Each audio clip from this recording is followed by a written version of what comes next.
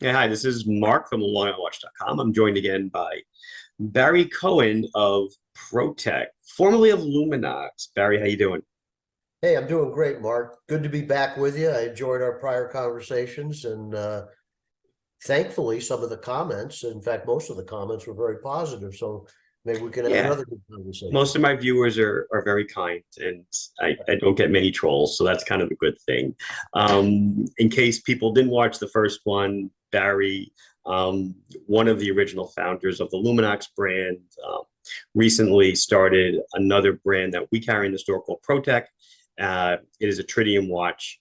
And in case you don't know what a tritium is, it's a watch where the lume is not your conventional charge by light, instead it's charged by radioactive. It's self-illuminating from radioactivity. So kind of cool, goes for 10 to 15 years before the first half-life hits. So Barry, you've been growing the brand. I know you have retailers across the country. You're certainly no stranger to the business. You know, I have my own micro brand that I started a couple of years ago. I certainly know many of the trials and tribulations of growing a brand. So tell me, how does a new brand such as yours, starting from just your knowledge, really, right? I mean, you have a lineup of models and your knowledge. How do you make yourself relevant in this, I guess, almost continuing irrelevant field of wristwatches for the most part, as we try to battle this whole smartwatch thing? How do you Well, make? How do you grow a brand? well, you touched on several different topics there, Mark. That Yeah, I was, sure did. I sure did. um, well, the first thing I'll tell you is it is not easy.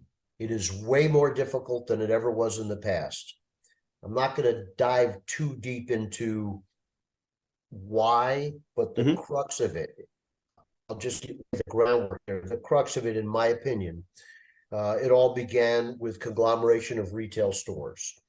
And Sure. we've seen that happen. I mean, it's been happening for a couple decades. Um, and it produced an environment that makes it much more difficult for a new entry in any category to gain some degree of awareness and acceptance. And really simply, and you've heard me make this comment before. When I live in Northern California, when I first got here, Right. there were 14 department stores I could call on. Today, there's three. Not one of them is based here.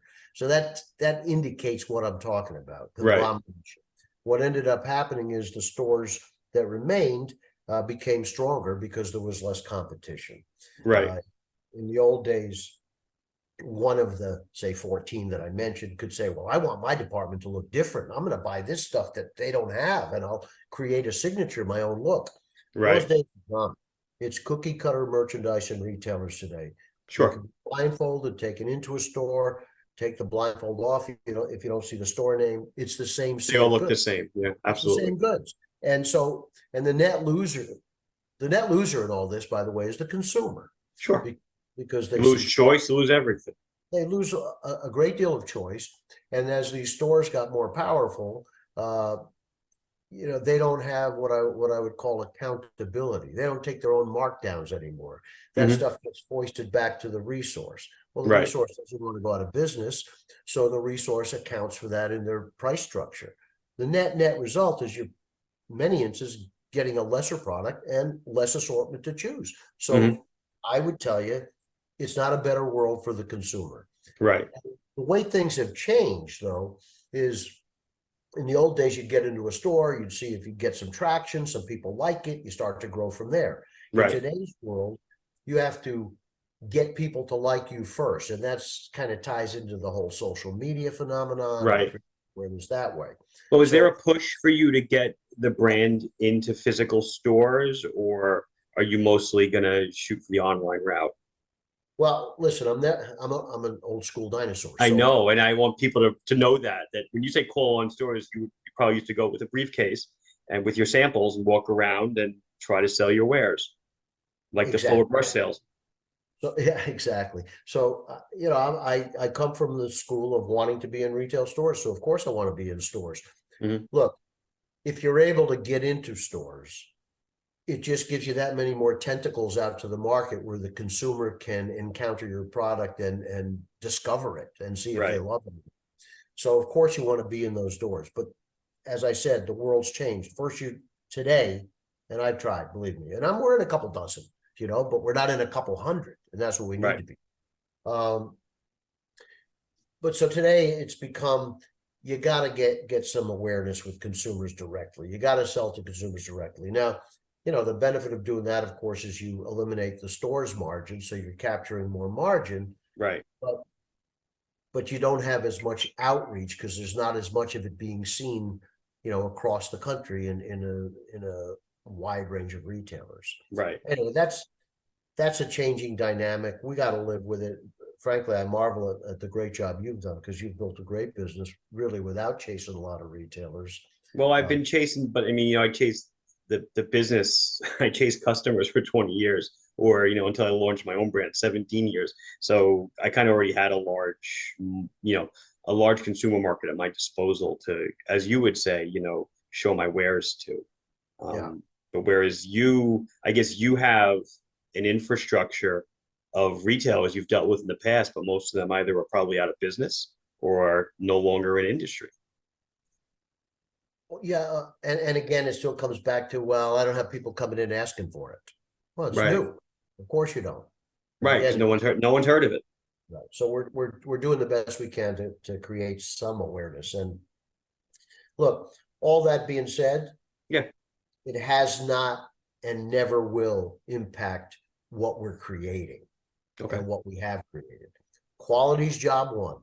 Number one, top quality, high quality components. Otherwise, we don't even want to do it. And Right. we are finding that bit by bit, people, people call in for one reason or another. I ask certain questions. I want to, how'd you find out about us? Right. Because I'd like to learn that. And we're developing a new website now. We've got people that are going to create our Amazon shop. We're going after search engine optimization so we can spend our money where people are appreciating us, Right. and advertise to them. So we're trying to learn for today's world, basically. Okay. But we do hear, and I saw also on a lot of the comments from our prior conversations on our discussions, Yeah. that people appreciate what we're doing. So that's great. Right. We just need tens of thousands more to know about it. And that's really it right there. So how do you get that? What's something that you're working on as a brand to do?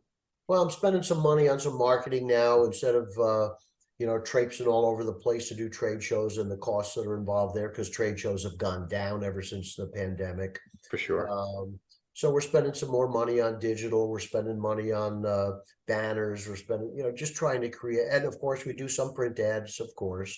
We're in watch time every single month, every month that they're out. But it's not easy. And I'd be lying to you if I told you it's simple. Right. Said that, I know what we're making is great. I know that as people find out about it, they love it. And we just got to stay the course and ride it out. And right. A couple of key points. Yeah, go ahead. Jump onto another topic here. Yeah. As a Tritium, as a regular watch brand, if you don't use Tritium, right, especially ever since the advent of the internet, anybody can be in the watch business. Sure. Mom and pop could just see, hey, look, I can find this watch in China here. I'll import it. I'm in the watch business, ship it out of the garage. Right. And there's been a proliferation of that, of people that really don't know watches, but who buy something off a shelf and start selling it. So that has created what I would call a sea of watch brands, if you want to call them that. And so if you're selling a conventional watch, you're in a sea of brands, unless you've been able to in some way make yourself noticed and highlighted within that sea. Differentiate yourself. Like you've done with your brand. Yeah. Oh, get a differentiator. What is the differentiator? Obviously for this, it's Tritium. Well, for me, it's Tritium, and I'm going back to the lane that I helped to create, which, right. As you know, I mean, this loom technology existed before me. It was in a couple of brands, but those brands were primarily just selling to military and not really selling to consumers. And I just thought, hey, this is a problem-solving, enabling technology. If we put it in a watch and bring it to the consumer market, certainly some consumers are going to want it, and we can have a business that will be sustainable. That's why I did it in the first place. And having fallen in love with the category, and now that I'm no longer in Luminox for the last 6 years or so, I figured, all right, let me give it one more shot, do it the right way. No compromises, no excuses, made to a higher standard, insist on top quality, made in clean room conditions, and with styling that, obviously I'm That subjective. you like. I'm involved in the styling, so I'm subjective, but Right. enough people are telling us, wow, your line is gorgeous. So hopefully we did a good job Something's on right. that. My design guy is a guy I've known 30 years and designed some of the top Tag Heuers, some top Gucci's. Right. I think he's solid. We usually see eye to eye, and so we just joined together again and started creating product. Do you think there's more? The Tritium customer, I think, right now is very narrow, if you will, or very low funnel customer, because I would say Yeah. most people don't know about it. Yeah. So would that be a goal to try to, I guess, grow awareness? Well, that I hadn't finished what I was going to tell you, and that Oh, is go that ahead. Sorry. that's okay, but you're tied right into it, and that is that after I did this, we were the neon sign that brought 100 brands to try to do it. You're saying as Luminox. As Luminox. Yeah, sure. Pardon me, I still got a cold here, but No worries. today it's down to a couple dozen that are doing it, and Yeah. maybe 7 of any consequence, really. I'd say correct. So our goal here is to be a bigger fish in a smaller pond, basically. And that's easier to do. Well, first of all, it's the area I came from, but it's easier to do than to be one of 10,000 brands in the ocean. Right. And probably because I have some history having done it, that gets me a little more credibility with this relatively new entry in that small pond. Right. But our goal is not to take any business from any other Tritium brand. That would be, it's really not how we're thinking. Right. None of this is negative energy, like, boy, I'd like to steal some business from my old brand. None of that. So that's just diverting money. And it's negative energy. It doesn't do you well. Right. So we're looking at this entirely positively. If we can grow the Tritium pie a little bit, okay, we'll take that little slice off the side. That'll be ours. But if the whole pie gets bigger, then that's good for all Tritium. Even better, right? Sure. And then it's the old line: a rising tide raises all boats. Of course. And that's kind of how we're looking at this, really. Okay. That's our objective going in. No desire to steal from anybody else. Just add on to the pie. Sure. I've always found it, difficult. I do a lot of videos. And I find that every time I show a Tritium watch, I really need to just get the basics back down for people and let them know what it is, how it works, benefits, drawbacks, etc. And always trying to educate people, because it is amazing that I'm getting to that age. Get up once or twice in the middle of the night, and if I have a Tritium watch out, it's crazy how bright it is compared to any passive illumination watch there is. It's insane, and it's not a flashlight, but it's like boom, I can read the time on that immediately. Whereas the Seiko, you could see it, but the Tritium blows it away. The really good ones with photoluminescence, you can get a good 5 hours of especially if you wake up in the middle of the night, your eyes are fully darkened out. Adjusted eyes, yeah. I call them adjusted eyes, yeah. So you can tell time, but as you correctly state, there is no comparison. Yeah, I mean, for sure. Crazy. I fell in love with it the moment I saw it in 1989, and I said, I gotta have this, and that was right. I know you'd mentioned, or when I started carrying the brand, you have these U.S. Marine Corps series. Do you want to talk about that and how that came to be and that tie-in?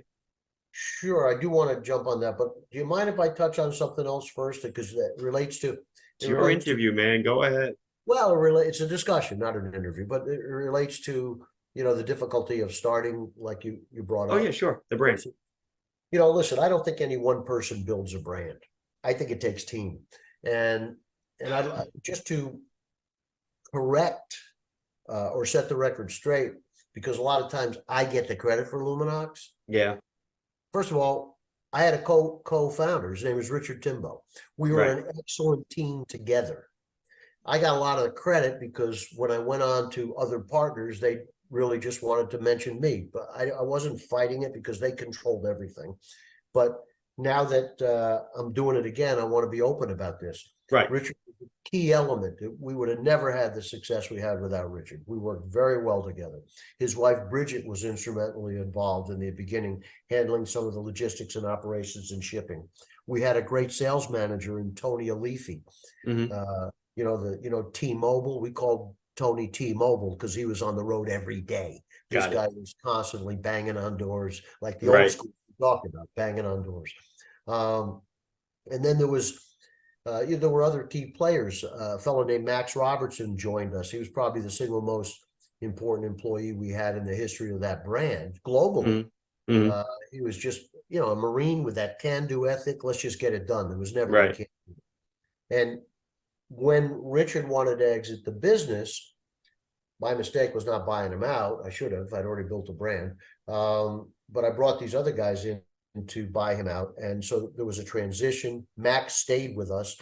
And then we brought in, we had one rep with us that also converted. That was Dennis Atkinson, who had Macy's experience. So he knew retail, and he was as zealous as could be when it came to presenting the brand. And then we had a very significant hire in a guy named Dennis Begane, who had worked for Tag Heuer. And as I've said it many, many times, Dennis did the impossible. He got us into 300 top tier jewelers, a couple hundred Rolex dealers. And those stores aren't sitting there with empty cases saying, no, not at all. Yeah, it's tough. He had to push people aside, and he really did the impossible. I couldn't thank him enough. It was he and Max, and again, it's team. Right. It happened with one person. There were also the mail order catalogs that we worked with, which really helped to explode the business because that was tantamount to an ad campaign. Right. Anyway, that's history. Coming back, what was the next question you asked? I'd asked about the affiliation with the Marine Force. Oh yeah, so this is really something that we're really proud of, and it's a key thing for this brand. And I've seen it, I've witnessed it at the point of showing. While running Luminox, the Marines came to us and said, "Hey, we see you got you have a Navy campaign with the SEALs. How'd you like to do something with us?" And I said, "Listen, nothing but respect here." We had to think about it long and hard, actually. Nothing but respect for all branches of the armed services. But we felt at the moment that it might dilute the Navy messages, so we politely declined. Well, Max and the guy who set up the Marine program, again, both Marines, once a Marine, always a Marine, they'd been in contact. And I got a call from this fellow one day saying, the word's on the street. And I said, "What do you mean the word's on the street?" He said, "Well, I heard you're back in Tritium Tactical Watches." I said, "Yeah, we got back into that." And this was extremely complimentary. He said, "Look, if you're doing it, we want it." That's awesome. I was humbled and blown away. And I said, "Wow. Well, if you want it, we want it." That's for right. We got it. And so we ended up going back and forth for about a month with the group that he had put together there. And we put a deal together, and I found that it makes a difference. It definitely does. Look, when you buy a product, I don't care what it is, if it's a mug, a pen, shoes, a suit, a sport, whatever. When you buy, and for women, they have far more things. But when you buy a product, it's the outlook of the product that it doesn't appeal to you or not. Right. But if you can have a hook that will get people to take a good close look, that helps. And absolutely. Just like in my former brand, that Navy SEAL story helped people take a look. It was a credibility enhancer. And we're finding that we're getting a similar situation with the Marines collection, because once again, there's only one United States Marines. And if it's good enough for them, it's good enough for me. Well, that's kind of the implication. And, of course. And we found that it helped. I mean, at the SHOT Show, I was showing the different watches. SHOT Show stands for Shooting, Hunting, and Outdoor Trade. That's it. It was hunting and outdoor. I forgot what the S stood for. Yeah, it's always been our #1 show for this type of loom technology. Yeah, it's been most of the Tritium brands I've dealt with always do well at SHOT. Well, you got to think about the fact that it's the same technology that's used in night sights. Yep. So that the customer doesn't need to be educated. They know what it is. Yeah. They know it's a glowing tube. Exactly. And so I'm at the show and I show people a bunch of it. And here's the United States Marine Collection. And you can visibly, it's discernible. You can Right. see their eyes light up. Right. Oh, you got the Marine? Wow. Whoa. And Now all it of a became sudden- something that I can relate to. Exactly. And so now all of a sudden they're looking at that, but just by having that, now the rest of the whole line becomes more important. Everybody, like you said before, rising. Yeah. Yep. So it functions as that hook. It is our best-selling series. Mhm. But it functions as that hook to create interest for the brand and to create Interesting. visibility for the brand. And then, other things have been, we're dabbling into new areas. So I'll touch on that. Go ahead. I'm wearing this hat right here for Golden Gate Tennis. So Okay. out of the blue, I know a guy who's kind of a guitar virtuoso. In fact, he was lead guitar for Steve Winwood for 20 plus years, played Okay. with Clapton, played with Santana, played with George Harrison, he's Got it. phenomenal guitarist. And he happens to be the guitar teacher for a good friend of mine. So I knew him all along and he started wearing Luminox. I sent him an email about a year ago saying, I've gone in a new direction. I just want you to be aware of it. Oh, well, if you switched, I'm switching. And so the next thing you know, he's wearing PROTEK. He's wearing the watch. Sure. And then he tells his son, Pablo, this guy's name, by the way, if you ever want to Google him, is Jose Neto. He has a band called Neto Band, Neto. He's Brazilian. Beautiful guitar player. But so he had Pablo wearing Luminox. So then he tells Pablo about this brand. But we're in PROTEK now, Pablo. Pablo, who was the USF, University of San Francisco tennis coach for a decade and played on the pro tour for a little bit. Pablo calls me up and says, my dad tells me you got this new brand. I got to see it. Let's meet for lunch. So we go to meet for lunch. On the spot, he takes like 4 watches. I'm Venmoing you now. I got to have these. So I said, fine, whatever. 3 weeks later, he calls me up and he says, I've got an opportunity. We're going to do a professional tennis tournament at Stanford. That's going to be tied to both the ATP and the WTA. So for both men and women. Right. Pro tournament, and the first time ever to have equal prize money for both genders. And I thought, well, and by the way, when he was calling me, this was when the women's soccer team was in the World Cup, and they've been very much at the forefront of For sure. Yep. And so I'm thinking about it, and and I have a son and I have a daughter, and I mean, I don't believe that gender should dictate this or that. I think it's who you are, what's your talents, and so on. And so I said, well, I support that. So he says to me, I'd like you to be our official watch for this tournament. Oh, that's cool. And I said, well, look, I mean, we've never been in that area. That's mainstream sports. We've been in first responder categories. Right. He goes, I wear the watch every day. I teach tennis every day. This watch is feather light. It's rugged as hell. I bang the hell out of it. Right. It's perfect for racket sports. And I said, okay, but why wouldn't you go to Rolex? I mean, or somebody like, Rolex owns tennis. They own golf. They own motorsports. They own everything. Actually. And he goes, because I love your product. Right. That's what I want to promote. And so we did this tournament. And when was this tournament? It was the 3rd week of August at Stanford. Okay. The people were ranked up until the 60s in the world. Mhm. And if you think about how many people play tennis, I mean, 23 million people play it recreational in this. If you're number 1,000 on the list, you're pretty damn good. Exactly right. And it's a global thing. I mean, there were people from Australia, from South America, from England, from Japan, from China, so it is a global thing. And you're number 60 or 70 or 100, you're pretty good. And so we had banners up everywhere, and I was on court where we gifted the semifinalists and finalists watches. And cool.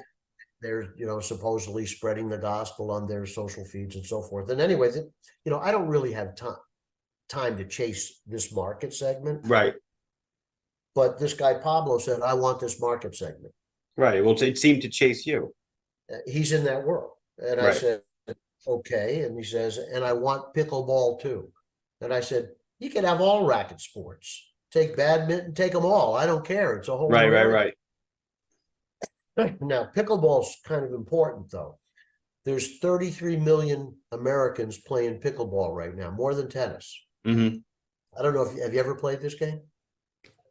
I work about it. Let me just say, dude, you got to try it. No, I know. So everybody tells me. I went out and played it just to see what it's like. It's a mixture of tennis, Yeah. ping pong, and wiffle ball. Right. The ball's like a wiffle ball. If you remember being a kid and hitting the wiffle Yeah, ball. for sure. And I went out and tried it, and I said, "Oh my God, this is You were so hooked. much fun." I've been playing full court hoop. I still play full court hoop even at my advanced age, but Right. it's nice to have an alternative. And Right. I'm hooked on this game. It is so much fun. So now, and interestingly, demographically, you got a lot of people that are not in their teens playing it. You could say older. I know it. Older. I've seen them. You got people that are 40 to 80 playing it. My accountant plays it. He's in his 60s. And what's our primary virtue? Our primary virtue for our watch is being able to see time Sure. at a glance, day or night, no matter the light conditions. What's one of the considerations of aging?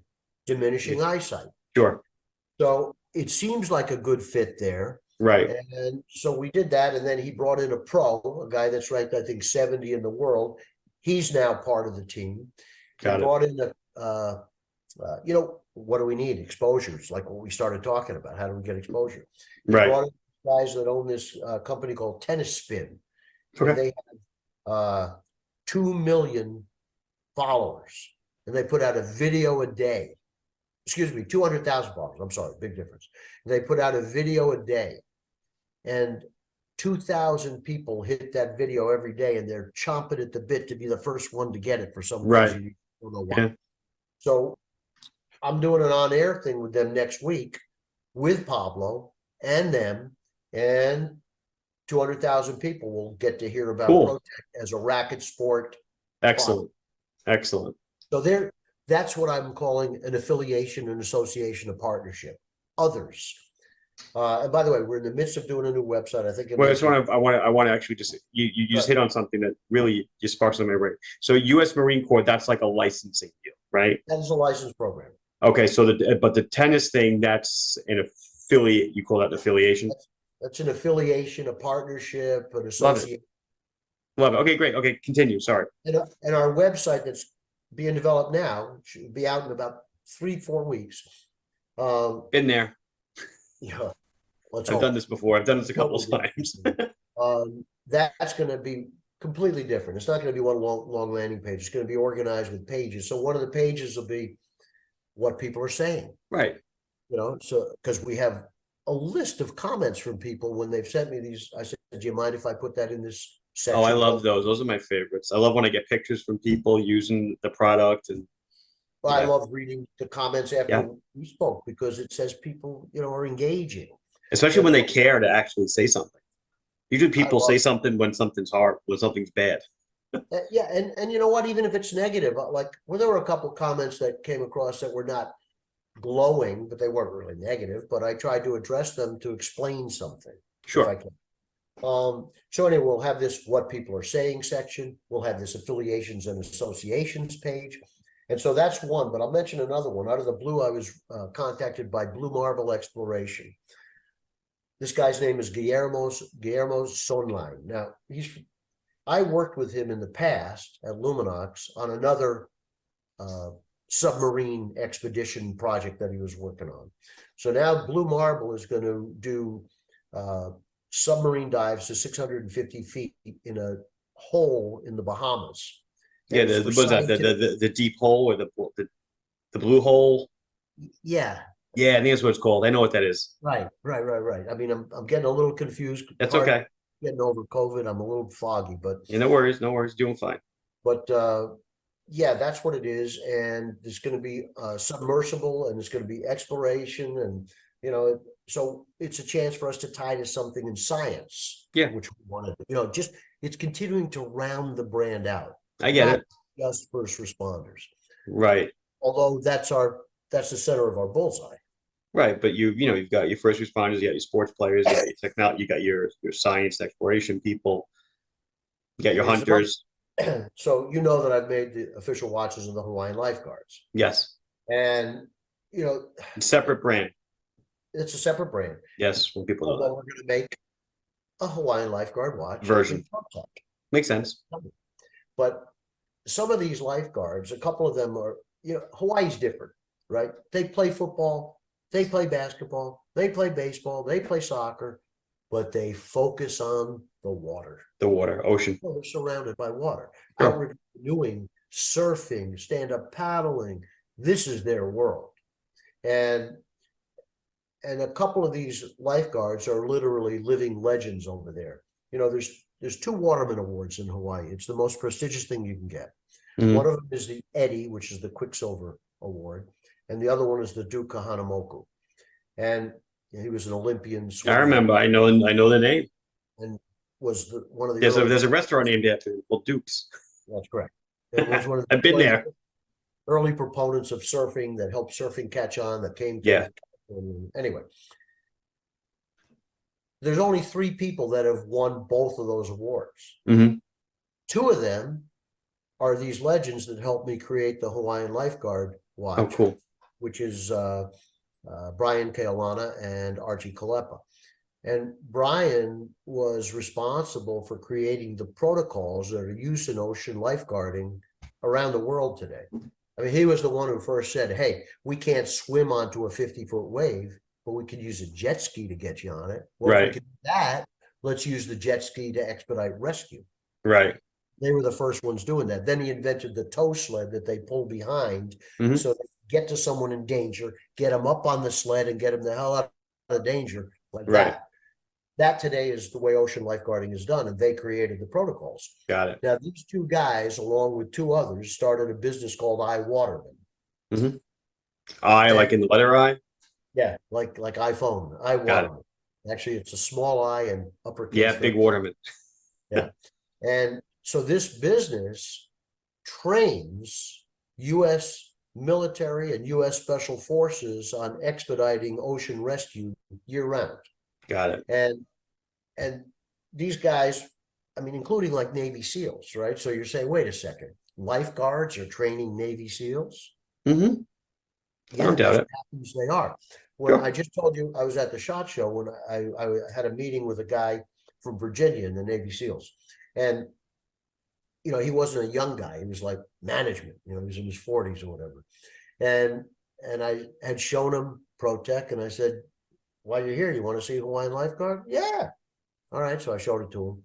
And I said, I don't know what you know about these guys, but they're the real deal.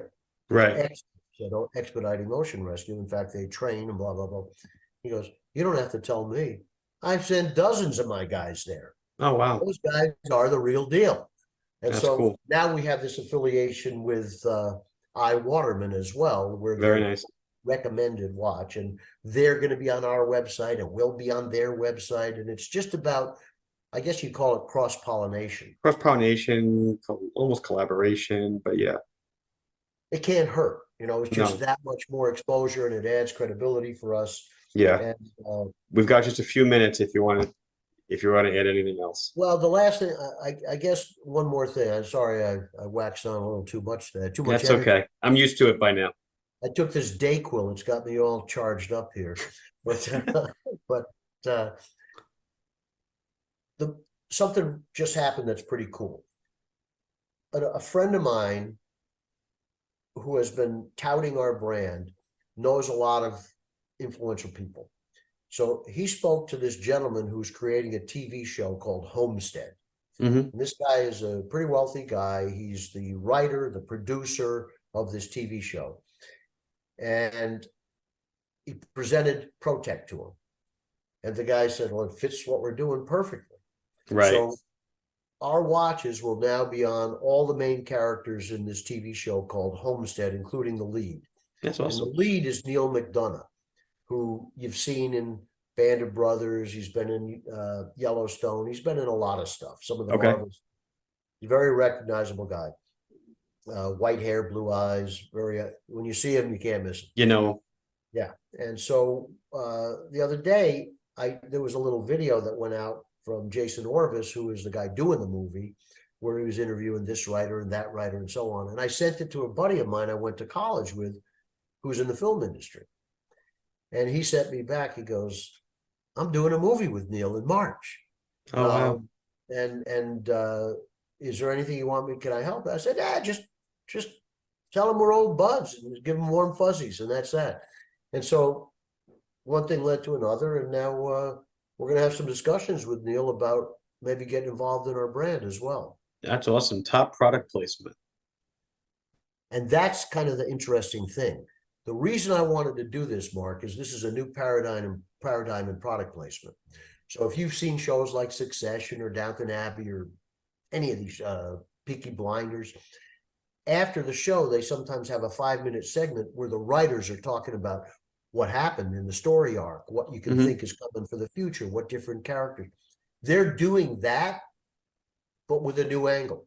They're going to talk about the products that were used in the show that can then be bought right off the TV screen. Oh, that's awesome.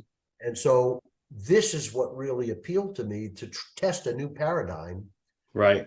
and see if it propels sales for us and gets onto more people with the power of, I guess, TV and Hollywood. That's cool. That's really cool. That's So interesting. That's it's technology. worth trying.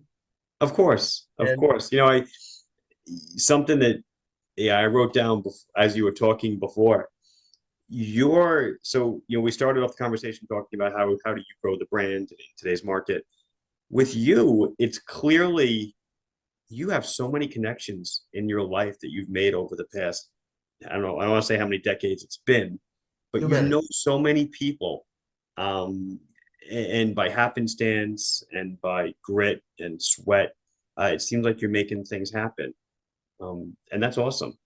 Well, I'm I don't want to say hoping. you're lucky because you're not, but it looks like you're just a very experienced, well thought out, and extremely connected person. Let's be honest. You seem to know a lot of people. Listen, it's more than kind of you to say, and I don't know how true it is, but I just thank my lucky stars I know you, and we'll take it from there. Oh, Well, you've helped us create awareness. You've helped right. watches onto people, and I'm extremely appreciative of that, especially as a brand new brand trying to get people to know about us. Right. I No, can't thank you enough, frankly. no worries. I appreciate it. And I think that's gonna wrap it up for us. So good talk. I assume you'll want to do it again in the future. We have more stuff to chat about.